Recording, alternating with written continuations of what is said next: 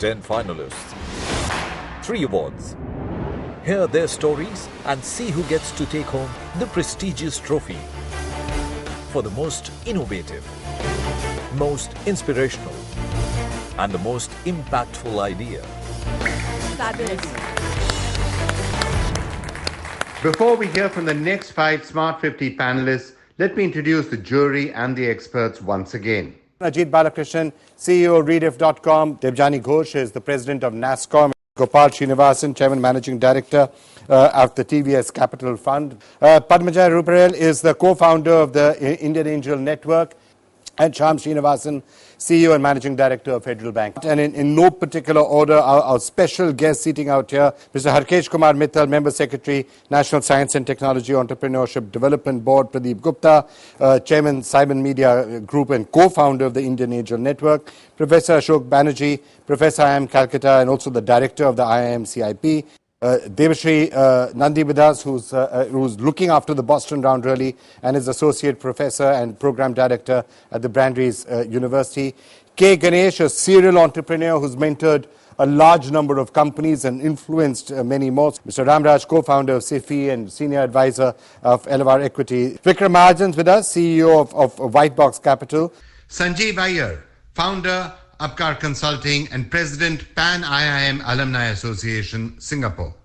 And Omkar Rai, DG STPI. It's a real pleasure to have all of you with us. Now, some of what we have seen, the way startups are being able to use their ideas, their imaginations, to make major breakthroughs. And is that really the direction to go? Many of these are not necessarily venture capitalable ideas, but they are ideas that can have a major impact nevertheless. So I really found it amazing because, this is like truly solving the many problems of India on healthcare, on, cancer care, infant mortality, on pollution, or garbage. These are really the major problems of India which we need to find. And you can't have a foreign solution to this. Indian startups have to find these solutions. And, these are the challenges which government is trying to find a solution. And I can tell you that we'll be very happy to support you on this. My one request would be that we've made patent registration very simple and easy. We give a 80% discount for startups. We've got legal support now available, and we fast-track patent registration. And therefore, all startups in India must do patent registration. They must file for patents. And this is important. And the second very refreshing thing about this was that there's a lot of great combination of innovation, technology, skills, foresight, vision in all this that has been said, which makes it a unique case of great frugal engineering for many of the products which have come here today. And I think this makes it a case for India being the key driver for great social innovation for the future. The point about social entrepreneurship, but at the end of the day, it still is the case that for a venture capitalist, they may well have profitable entities, but their primary goal sometimes is to solve a bigger problem and not profit maximization. It will lead, if any venture capitalist touches any of these beautiful projects, they will destroy it. And I know them too well. They take them into some other direction. So I hope and pray that nothing happens. But there are some solutions possible on which in India we have taken the first 2 baby steps. We've created a LLC type structure in the country, but in the actual execution, it has some little problem which we can solve by sitting with the better drafters. If I, as a person who has, let's say, 10 lakhs in my bank, want to put 5 lakhs into one of these young companies, if I put it into an LLC that they have, and if their first 2 years losses are deductible for me, that may be the rocket which takes it off. Okay, that's an interesting way of looking. So he said that venture capitalists, 2 things. One, venture capitalists would not be interested in some of these ideas. And B, Ajit says that if a venture capitalist was to invest in one of these ideas, it would probably destroy the company. I won't talk about the second part, but the first part. You're the head. You're the head there. So. But the first part is, I don't think this is a conversation about venture capital. I think it's a conversation about how CSR funds can be intelligently deployed in this country. Today, if a CSR fund is invested either in a fund that is into social impact or directly into some of these enterprises, it doesn't qualify as CSR. So I think the first thing is to channelize this vast amount of money we have to be able to get into these companies, either directly through funds or through some kind of debt pool which gives first loss guarantee using the CSR funds. There are very creative ways which we can discuss. So I think that may really be the right solution because that money is tagged for them. So let it go to them in a modern, contemporary way which builds sustainable businesses. They need businesses that take off, not go to the moon. Okay, I'm going to throw that to Amitabh Kant in just a minute, but let me get the others in. I think, there's a transformation that has happening, right? These are impactful businesses that were earlier seen in a not-for-profit kind of a structure, which is now moving for-profit. But they still attract philanthropy money. And my belief is that the good work stops when the good money stops. So I think here is an opportunity, and we've used it at IAN, for example, where we have invested in companies from angels who are patient investors, tied to grant money, tied to philanthropy money. And I think this can be scaled up also with the next round, which is venture debt, so that banks start opening up, debt money starts coming in, and the companies sort of not dilute unnecessarily. So from the point of view of what was said right now, big companies, philanthropic ventures, the ability to really put a lot more capital behind smart ideas that can transform India. Would companies be interested in your view? Yes, in fact, I'll build on what Gopal mentioned. The CSR money, well directed, they are talking of lakhs and a few crores. They're not talking of hundreds of crores. And as a bank, we have something called Launchpad, which is focused exclusively on this. We do this and we've already sort of helped 4 or 5 companies with similar or like ideas which are scaling up today. Now the big question is scale up for what? When they're starting with a social objective. Everything doesn't have to be only money making. So there has to be a wider thought around this, and the micro markets that they are beginning to impact, and with CSR funds, you will see this really catching fire. I actually think funding is not their main problem. It's the market access. And to Mr. Kant, I think there is a fantastic idea, the Women Entrepreneurship Platform, which Niti has launched. If Niti can also create a social entrepreneurship platform, because the biggest problem with market access is most of their users are either local authorities like panchayats, districts, etc., or government departments.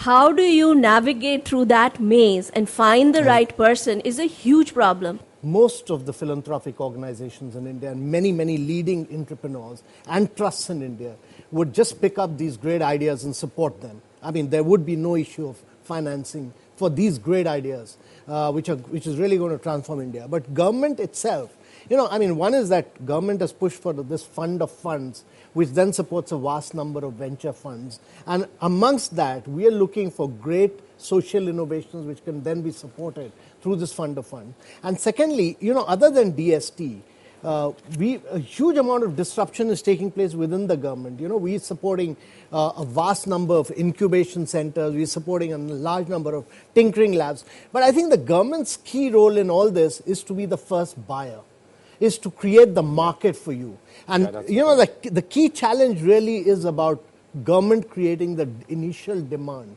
And one of the key things this government has really pushed forward is to say that experience is not required. You don't need experience. As long as you're producing a quality product, the government will become then the buyer. And we'll be very happy to support you in many of these things where buying is a critical issue. Pradeep, you were trying to say something. Yeah. I think we need a new definition of unicorn. So far it is, unicorn is something which gets $1 billion in terms of market capitalization. It should be 1 billion lives that it is able to touch. That is what should be a real unicorn. And if it can actually touch 1 billion lives, then you will find that there will be investment which will be available. Okay. So we should be touching 1 billion. I think that's a very important point, which is being made, and that is, the Western world, Vikram, has always innovated, but it's innovated for arms, it is innovating for driverless cars. Those are not the challenges for India.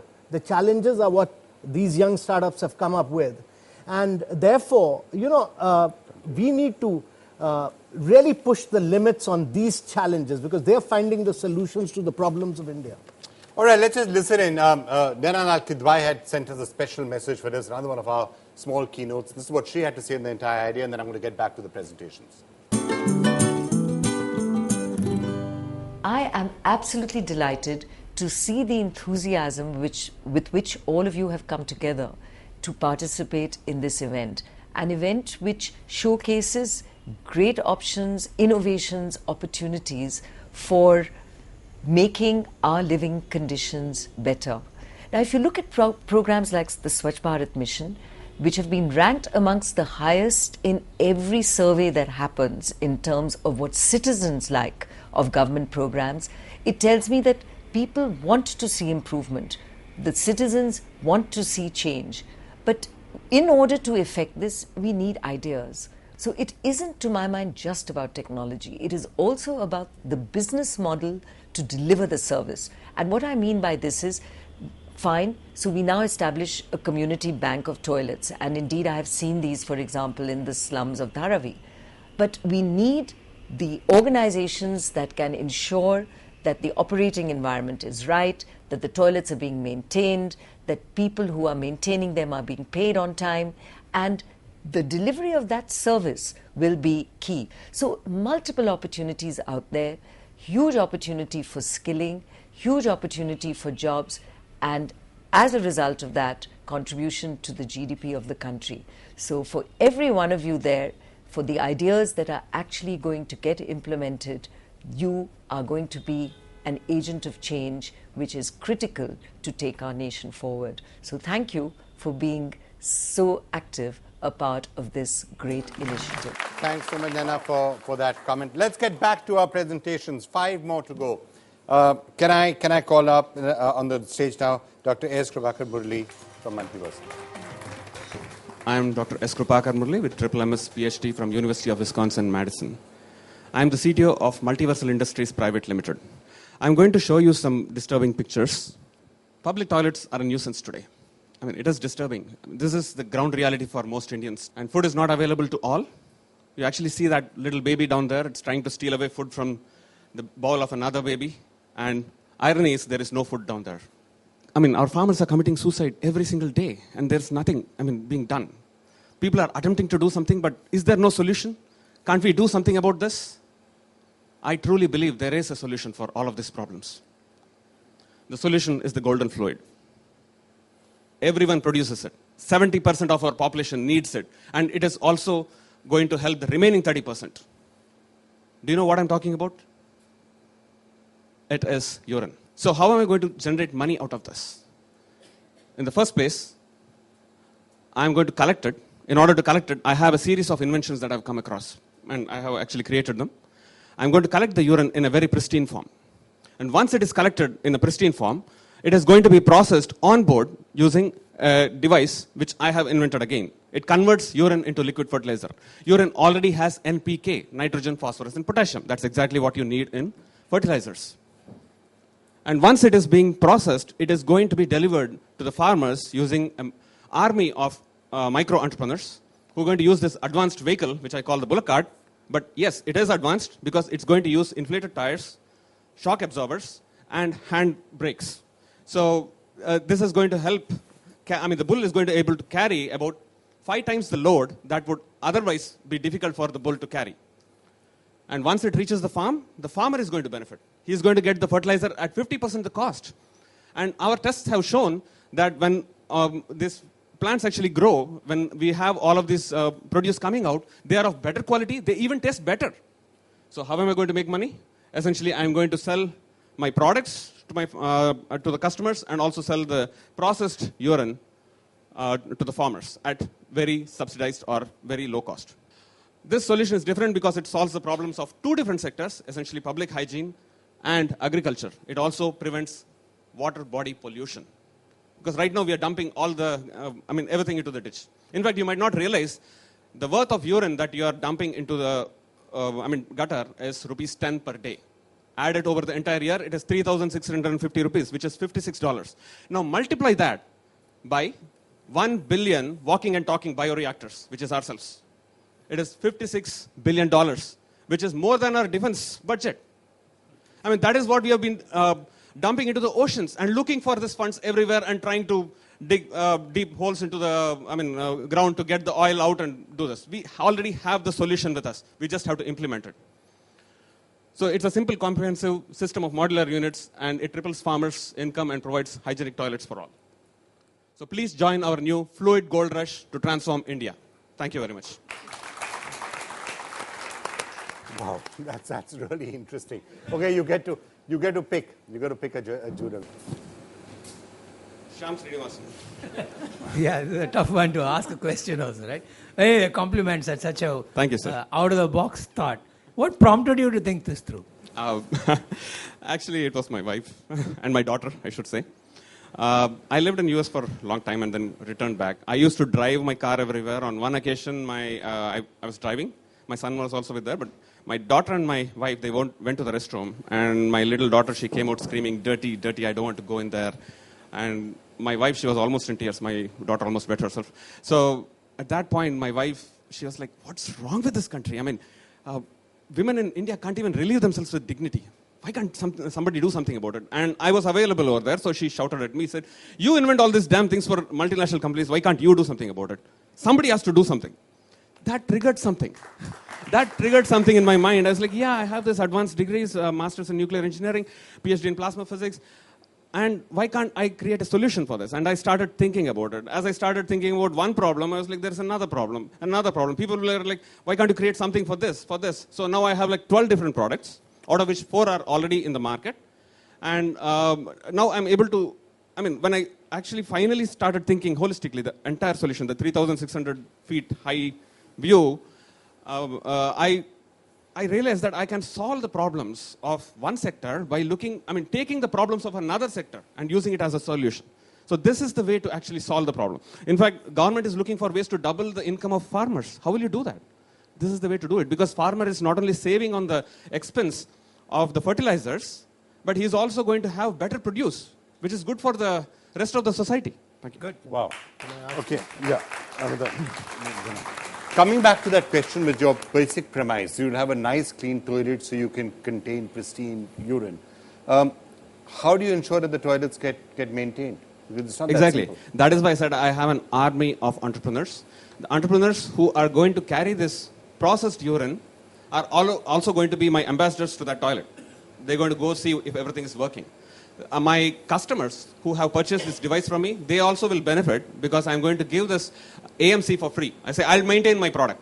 You don't worry about it. Your toilets will not stink. My entrepreneur who's collecting the urine will also go there and see, and he will give me, using that app, he will let me know if there is any problem. And then my army of plumbers will go and fix it for them. They don't fix it. Another set of people will go and fix it. So we are going to ensure that the toilets are also maintained. And because if some of the customers, they are willing to give us that extra electricity and the land that we need, we will also maintain the toilets for them because we are going to make money. So entrepreneur is making money, farmer is making money, even the customer is going to make money. How much money do you require to equip one toilet? Because I'm sure he can take a quick message across to Mr. equip Modi one toilet? Yeah, to equip like one toilet with the ability to collect urine in this manner. It depends on the capacity. I have like 250 liter, 500 liter and 1000 liter capacity tanks. I can make it bigger if needed. So 250 liters is something like 60,000 rupees plus a little bit of profit or whatever. And the rest of it is like it scales with the volume. So it's not much at all. You can do it, and you can do it at national scale if it has to be done. The inventions are ready, patents are ready. We already tested it. We can move on.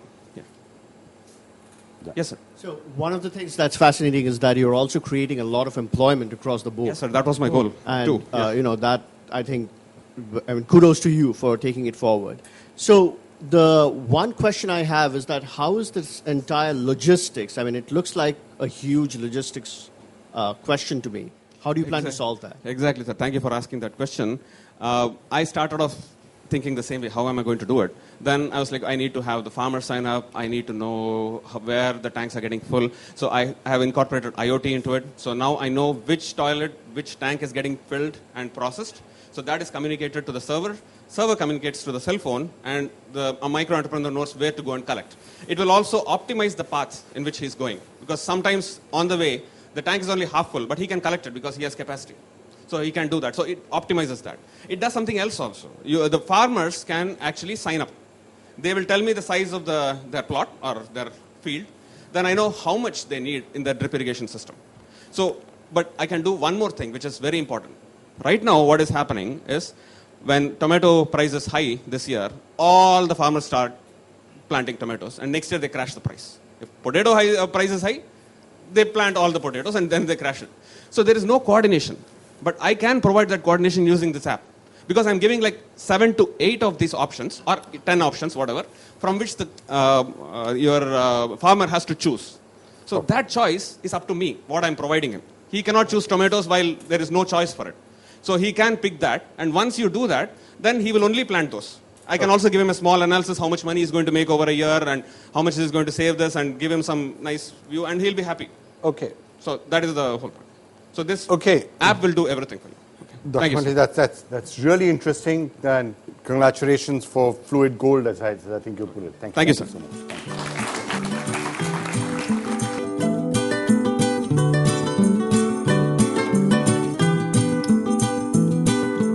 Tushar Vyas is our next speaker. This is Tushar, founder of Nasofilters. These are our happy lungs, pink and healthy. But unfortunately, we live in a country where one person dies every 23 seconds because of air pollution. These pollutants in the air are so small that they enter into our bloodstream and mix with our system and causes cardiovascular and respiratory diseases. As a result, our lungs don't look happy anymore. Now, there is a difference of 5 seconds between this grim pollution reality and breathing pure air. 5 seconds to protect you and your loved ones from air pollution. We, a team of IIT Delhi, have come up with nasofilters which take just 5 seconds of your life to save 50 minutes which you lose daily due to living in this polluted environment. And now, in 5 seconds, I will safeguard myself.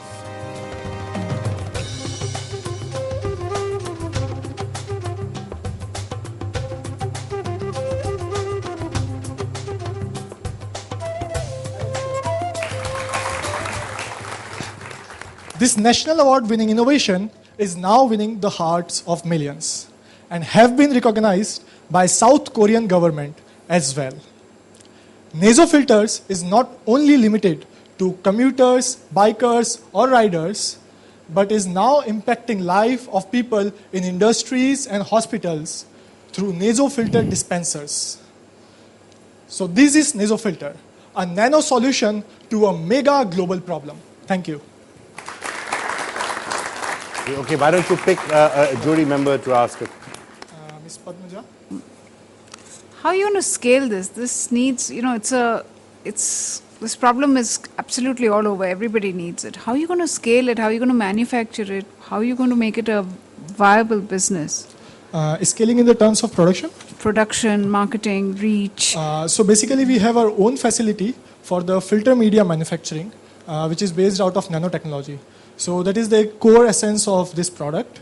And for the assembling, cutting, and packaging of the product, we have outsourced it to one of the contract manufacturer who has this experience, vast experience in this similar domain. And how are you marketing it? How is your customer acquisition model? We are acquiring more than 500 customers daily, which is increasing by 10 to 15% on month-to-month basis. And our distribution strategy is, surprisingly, we have been contacted by distributors from 33 countries around the globe already, and from India as well. And we are tying up with them one by one, as well as this is now available on online, Amazon, on Apollo Pharmacy from next month as well. It is a use and throw disposable product, and it costs only 10 rupees for a consumer. In industries, there is a different model. As per the comfort level, basically we have made this using nanotechnology. So there are millions of nanopores on a small area. So the efficiency is very high, but because of the pore density, very high pore density, there is not much breathing discomfort. All right, thank you so much. Thank you so Really much. interesting. Ganesh Ram of New Andhra. My name is Ganesh from Nundra Innovation. I belong to a small village, Nundra, in Rajasthan. Few years back, while helping my parents in our farm, I felt a back pain. This made me discover that the back and waist pain are common and widespread problems that don't have any adequate solution. More than 65% population of world is engaged in the manual work. 90% of their activities involve frequent bending downs, causing a serious spinal and back problems. Lower back pain is the single leading cause of disability worldwide that affects health, earning potential of millions worldwide. Painkillers give the temporary relief but are not the long-term solution.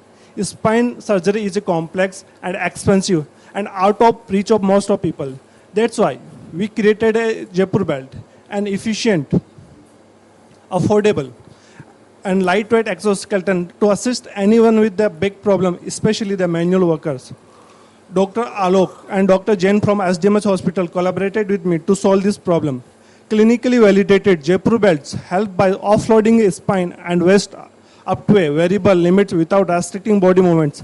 As precautionary measure and therapeutic device, Jaipur belts can minimize the workers' pain and drudgery while increasing their work efficiency. With 9 patent files and 4 granted, we have got many national and international awards. With 3 years of hard work, we have come so far. Looking for your support to help millions of people get back to their life. Thank you. Right. Really interesting.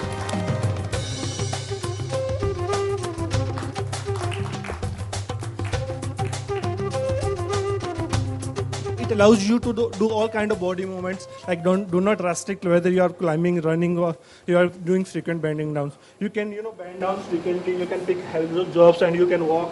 You can sit. Whatever you wish, you can do. Like I can sit for a long duration on PC and doing a lot of stuff.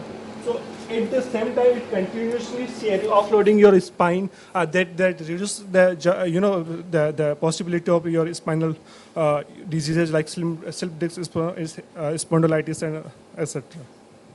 Well, that's really interesting. All right, here was your. Debjani goes Nashkom. Debjani. Hi, it's a brilliant problem that you're solving. Since you talked about the bottom of the pyramid, you talked about targeting farmers and construction workers, etc. What's the cost model and what's the business model? Because are you expecting them to buy and wear it? The reach would be through the local NGOs, the local bodies that are working among the farmers. The economical version is so affordable to them. Like it's kind of 10% of their their income, and the life of one, then 10% of their monthly income, and one product, it will run for 3 years. You can see. So if you say it gives that kind of sustainability in that way, it will give the return of their money. So follow-up question to that, link to that. So how much would both those models cost? How much would something cost if you're selling it directly to a customer? One of these. So right now, to farmers is available at 1,500 rupees, and they are buying it. And for the same product, we are selling to medical 5,000, and we are out of stock right now. Any question? Yeah. Pradeep? Yeah. Wonderful work that you are doing. What sort of medical certification and device certification have you gone through? Yeah. And for how many years has it been in use? And therefore, are there some long-term studies available on what is the sort of impact? In terms of certification, it's class 1 low-risk device. Certification is not mandatory, but we are following the CE and FDA process. We did ethical committee approval, clinical trial with the Dolabji Hospital in Jaipur, the Jaipur food people. The longest study we have is like 1.5 years, like 18 months. So like it's validation in terms of the effectiveness, at the same time the robustness of the device as well. Okay. So it's coming good. We have the data recorded, all these things. All right, thank you so much. That's really helpful. Prateek Gupta from Strom Motors. Prateek Gupta. Hello everyone, I'm Prateek Gupta from Strom Motors, and everybody knows that a lot of air pollution is present in our cities. In fact, 2.5 million Indians die due to air pollution in India, which is the highest in the world. Top research institutes have shown that air pollution, road transportation is the major cause of air pollution, especially in our urban cities. The Indian government, recognizing the gravity of this problem, has set a goal of 2030 to go electric in terms of transportation.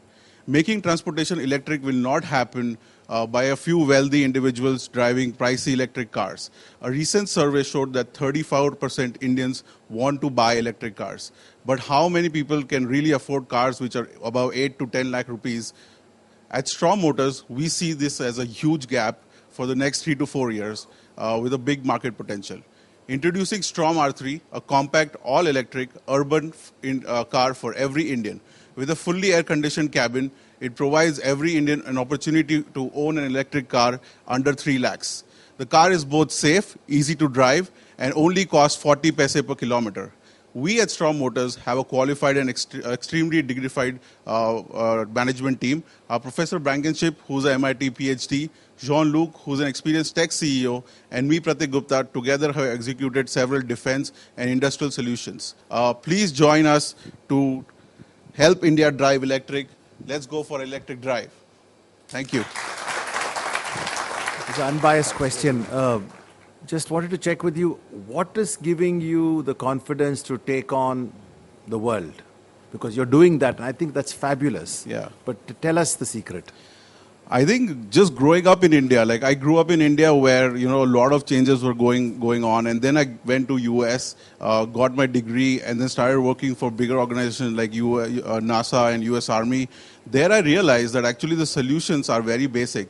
If you do your basics right, it doesn't matter which country, what problem are you solving, you will be able to, so going back to the first principles, if you really, so what we're doing in Strom Motors is actually not rocket science. I'm not interjecting, but you're going to compete against all the big players. Yes, yes. So what we are doing is not rocket science. What we did was we look at why electric cars are not efficient right now, because they're 1 ton. When you want to move 1 ton of metal from point A to point B, it's going to take a certain amount of energy.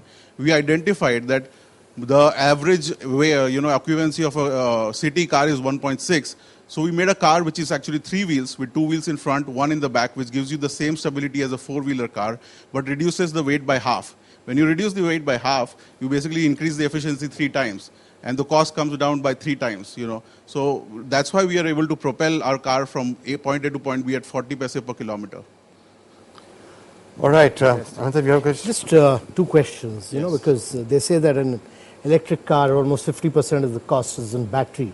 Yeah. So lithium ion and the challenge of charging. Yes. How are you solving these 2? So to that point, we are actually collaborating with world's best technology. AccuWatt is one of the France manufacturers of battery, which makes batteries for defense in France. They want to tie up with us and create a battery plant here in India. So this is actually licensing technology, which is world class, and bringing it to India to increase more employment. Lithium.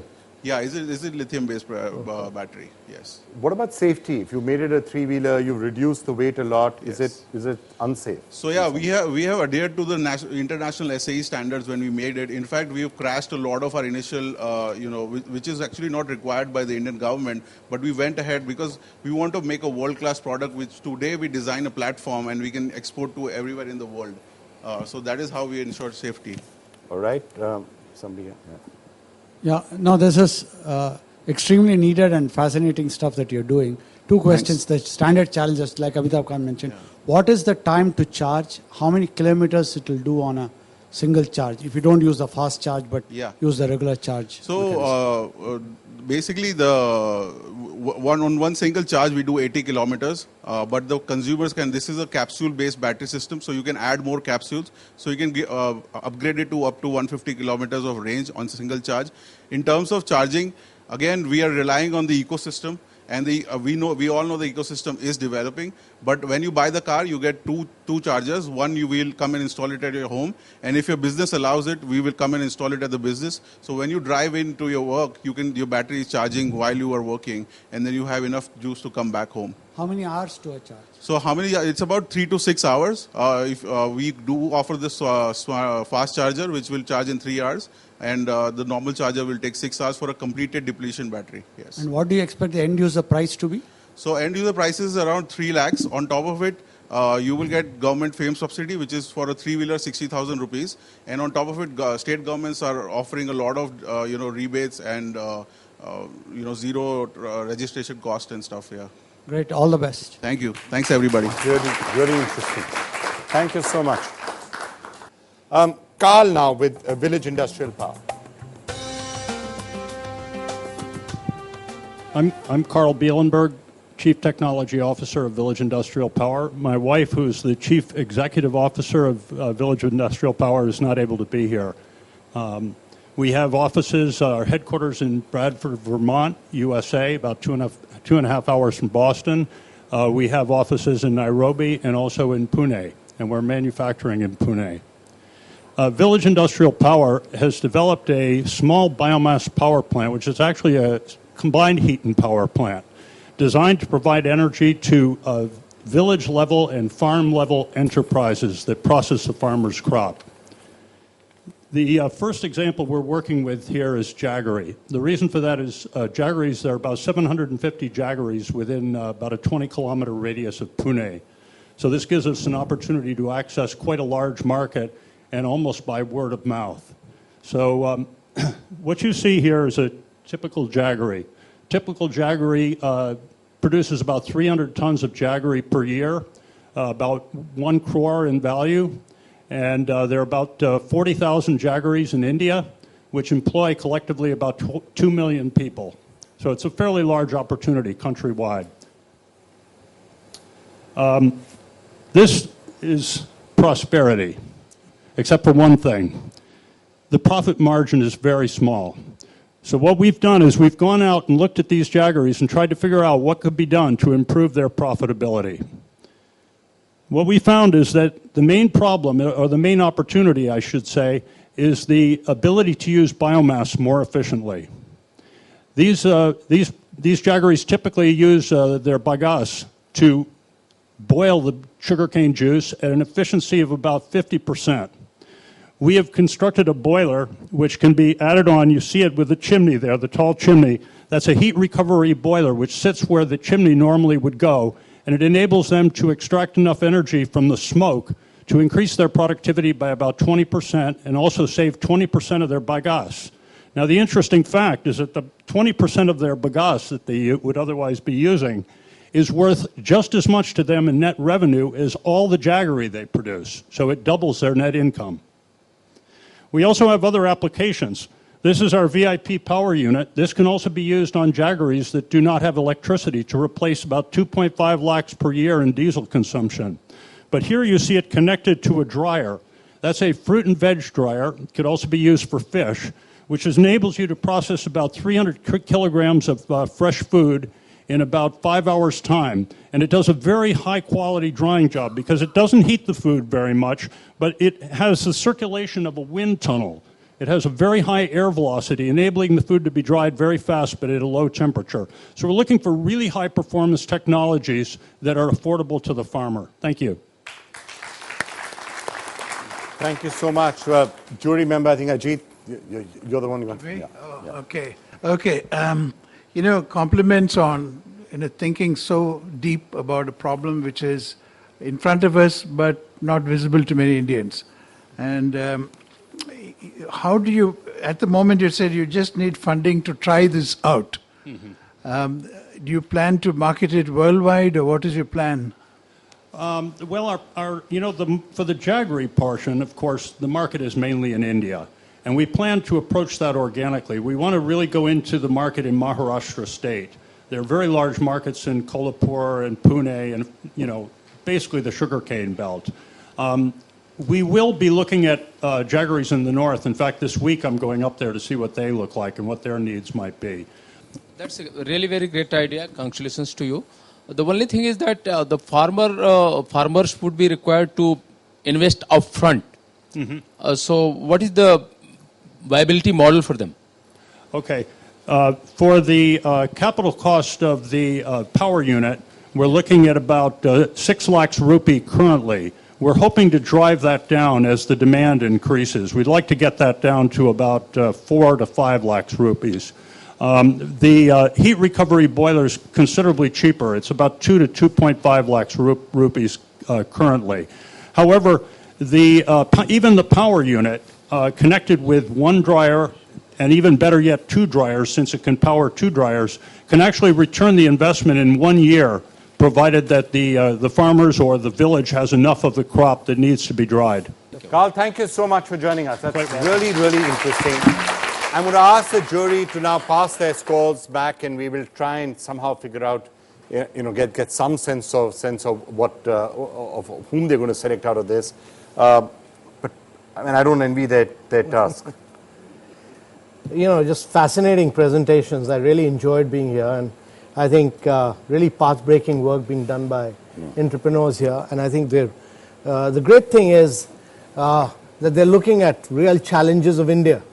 And, as I said, the Western world has all the innovators, but they don't have challenges. There are no challenges in Silicon Valley. The challenges are all in India. And for the first time, you have all the challenges with all the great innovators here, finding solutions to the problems of India. So I really want to compliment and give them a big hand, really great. Yeah, I have to say, I've done many programs, but rarely do you spend 2 hours getting so much that you learn from and so much to admire in what people are doing out here. And actually, I think it's great. And we really should figure out, and I'm turning to all our experts out here who've been working with this, we should really try and figure out a way that you should actually create a fund of funds. I'm sure everyone watching this would want to invest in many of these companies, and there should be a simple way of doing it. Let's get some questions and comments from people on the Smart 40 out there. Yeah. My name is Ravi Kumar. I'm a NASCOM 10K startup in Chennai. So we have solved the problem of air pollution by using the private cars owned by the employees driving to work to share the ride with their colleagues and split the cost. But the rules doesn't allow. Niti Aayog is we're pushing for sharing, connected, and a zero-emission world. Right. And one of the things we've done is we've just done this study on sharing and connected vehicles, and we're pushing for change in regulations. Namaskar, this is Neha Upadhyay, and it's great to be a part of Smart 50, but I would like to address a challenge that I have been facing since the day one. We are 4 single women founders out of a cohort of 50, and some 3 or 4 male entrepreneurs have their co-founders as women. And I think that is a real challenge, sir. We don't see any transgender. 90% entrepreneurs are men. And I think if you ignore the 50% of the population, we will never be able to transform India. I'm Dr. Pankaj Parashar. I'm working for developing point-of-care devices which are affordable and accurate for the bottom of the pyramid. Sir, Mr. Kant, sir, I have a question for you. You have put up startups in the front line by reducing the competition that they have to face from the existing for the government tendering. But problems that these are solved by the startups are unique and they do not have specifications. So how does a government agency, if they want to buy through a tender, how do we compete in? Because if they're going for a tendered thing, we don't fit into their specifications. He said he's going to try and change that. No, there's a specific government order which permits, which has done away with all this and said that in the case of startups, the government can actually buy without any requirements. On the gender side, let me tell you that women are outsmarting men in every walk of life, and women startups. I mean, look at Meena Ganesh, Shanti Mohan, all of them are doing remarkable work. I mean, and I'm quite sure in the next couple of years, the women startups will beat men startups. I do have a woman entrepreneur who's really made a major impact, who's the final keynote we're going to be playing for you while we get the final results from the judge. I would love to go to the rest of the Smart 50, but it'll be another 2 hours, so maybe we'll have to keep that for another moment. So Kiran Mazumdar-Shaw with this special comment. A kind of unprecedented euphoria in entrepreneurship like never before. And we are actually seeing an explosion of very interesting startups across sectors and across the country. One place where innovation is being fostered is the Indian Institute of Management, Kolkata. And I'm delighted to see this partnership between NDTV and IIM Calcutta in recognizing these young, smart startups. And I congratulate the winners and the awardees of the Smart 50, because this is an opportunity to celebrate entrepreneurship like never before. This is about celebrating job creators and not job seekers, which is what our country needs to do to really pursue non-linear economic growth, and what's more important, inclusive economic development. You've heard only 10, but there are 40 other winners, and their ideas were equally promising and equally, nation transforming in its nature. And therefore would like you to give some time when, we can, maybe you give 5 minutes to each of them, but if you can spend that 3 hours, I think that will go a long way. No, I'm willing to take out a full day for this. Wonderful. Wow. So I think I'll request Mr. Mittal to initiate this, and I'll get the whole, my whole team and the Atal Innovation Mission and the Science Technology to listen to that, all of them. We were really in a tough spot here trying to figure out who are the 3 winners. It was a very tough, very tough. And I think we may be doing a little injustice because there may be very good ideas, some very good potential there which may miss it. So I think from my end, I'd like to offer that, we bring these startups, 50 of them, let them come and talk to our investors, gain some insights into marketing, market access, mentoring, advice, how they can swivel, and if possible, even raise money. So we'd be very happy to actually step up to the plate. And like Niti Aayog is doing and the Startup India is doing, I think we would see ourselves as a catalyst. So can I get you also, he's committed a full day with all Smart 50 to sit and listen to them. Would you like to do something similar with We will Indian do Angel something Network? similar. We will do something similar. Indian Angel Network coming in with something very similar to that. Yeah, sir. Like all of us, I'm also very inspired. As a bank, we have a program, and through this, we will certainly commit to doing a startup kit for all 50, which will have financing arrangements as also other banking opportunities for them. We're happy to do that. And for the 3 identified, when we choose them, whatever the IIM Calcutta Innovation Park is finally going to give them, I think it's up to 1 crore, we will top it up with 25% for the top 3. Okay, fantastic. So, I'm glad that all 50, because frankly, all 50 of these ideas are great and are transformative. I'm so happy that all 50 of you are going to be getting a lot of support, not just the 4 lakhs that is coming to all 50, but the chance to pitch to the government, the chance to pitch to the Indian Angel Network and others.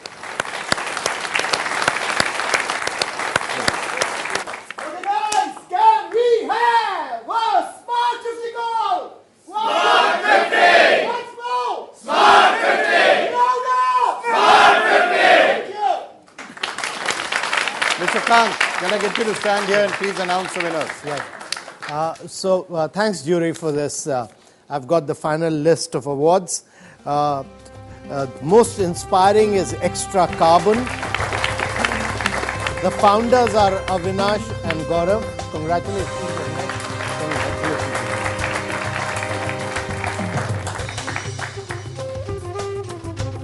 Heartiest congratulations.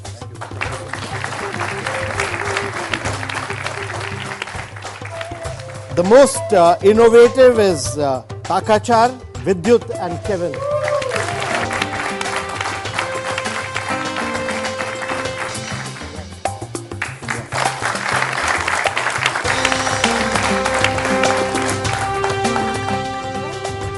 And finally, the most impactful, Sukriti, Avinash Yadav.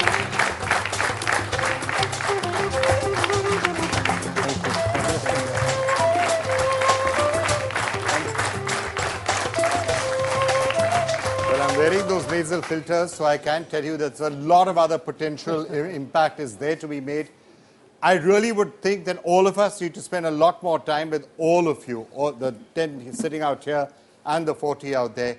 Most of you have really, really great ideas, and let's hope as many of you succeed as is possible. Because if that happens, you will go a long way in transforming India. Thank you so much, Mr. Kant, as always. Thank you to our jury. Thank you to our experts.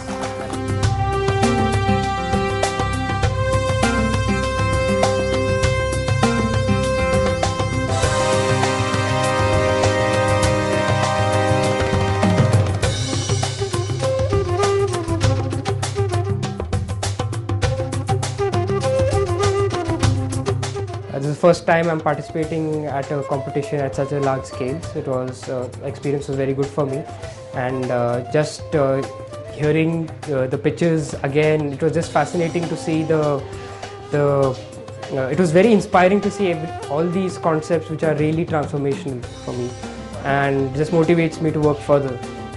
From 15,000 to 10 and then 3, though it took a very long time because you have to keep your spirits high throughout. So, and there were excellent other startups which can transform India.